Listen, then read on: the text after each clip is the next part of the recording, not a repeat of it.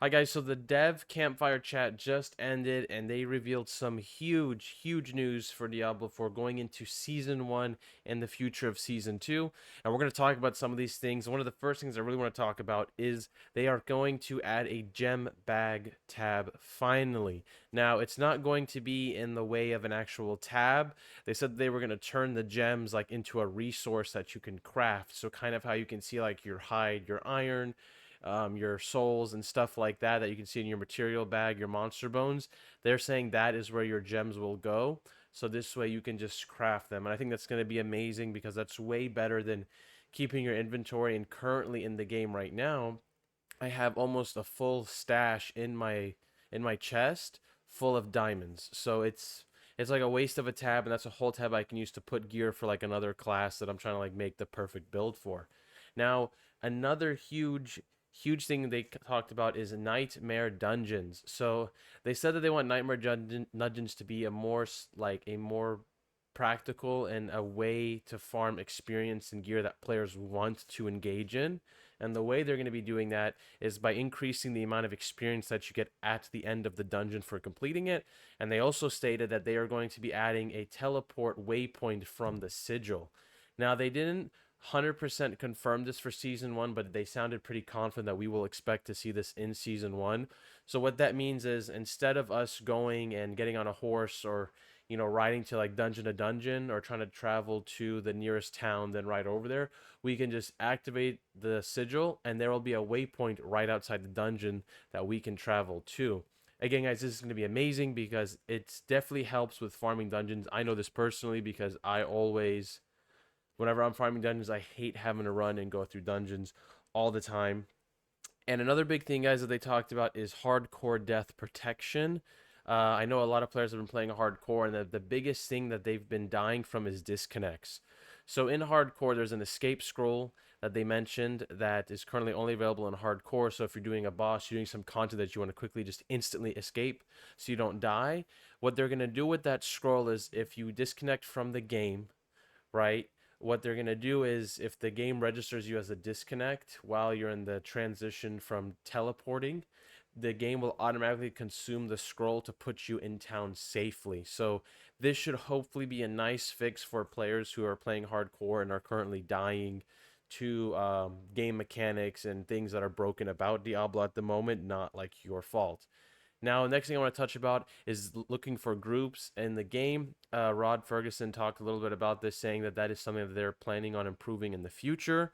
That they will be adding more like social options for quality of life and things like that to help players to, obviously interact, get in groups. People who are like me, who like are more solo or play with like a friend or two.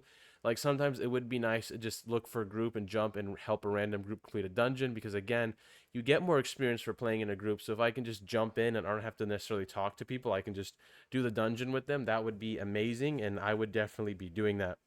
Now, they also touched on material caps.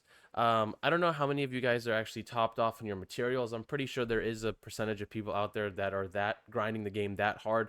I'm definitely one of them, but I have yet to actually cap any of my gear, cap any of my materials at the moment. Like my soul, like I think it's called like your lost souls. I have like a good bit. I have like over 400. I don't know if that's considered a lot, but like I have that much with making and re-rolling gear. So I think it's kind of crazy to see that people are already capped on their resource, but they did say that they're going to up the caps. They said there's really no point for them to put a cap, but I imagine the cap is just there for like balance, and this way something is not like totally busted.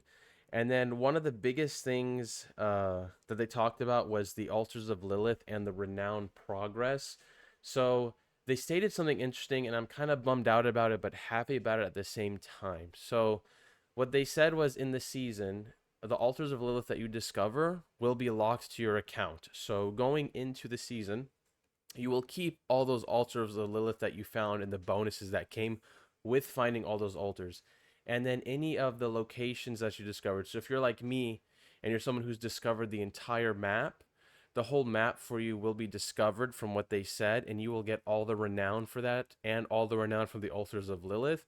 So that should help you when you start your seasonal character to actually get the to get like the extra skill point and potion charges. If I understood what they were saying correctly on the live stream, they did say that the potion charges, the skill points, and the paragon you will have to re-earn on your seasonal characters. Again, that is a big bummer because I think they kind of misled us going into the game. They were saying that, like, you get that stuff locked in, and going into the season you'll have it. So it kind of sucks. Only said the only disparity is playing hardcore. Like, hardcore is like its own thing. So if you want to have everything for a hardcore character and you make another hardcore character, you have to do it on one. So again, and the realms are kind of different between hardcore and softcore. So again, it sucks that we're gonna have to grind out the skill points in Paragon again, because I personally hate that a lot, because that means I have to go and grind that much renown again. But it is what it is. But I mean, at least we have some confirmation. So remember, your altars of Lilith, the bonus 2 in all stats will transfer over, and like the 5 and the 4 Paragon points that you get from it, and the obol increase you get from it will transfer over. But the skill points, the potion charges, the Paragon, you will have to regrind renown in order to get that. Again, really sucks. I hated grinding it, but it is what it is, and we're gonna have to do it. Again, guys, those are like some of the biggest points I really wanted to talk about. I think those are really the most important things. I look so forward to it. Some huge W's today in that campfire chat. I look forward to the next one. This other next one will be discussing season 1 specifically. So remember, guys, a lot of these changes that we talked about, like gem bag, the increase in resource caps, the death protection for hardcore characters, the altars of Lilith, all this stuff is going to be going into season 1.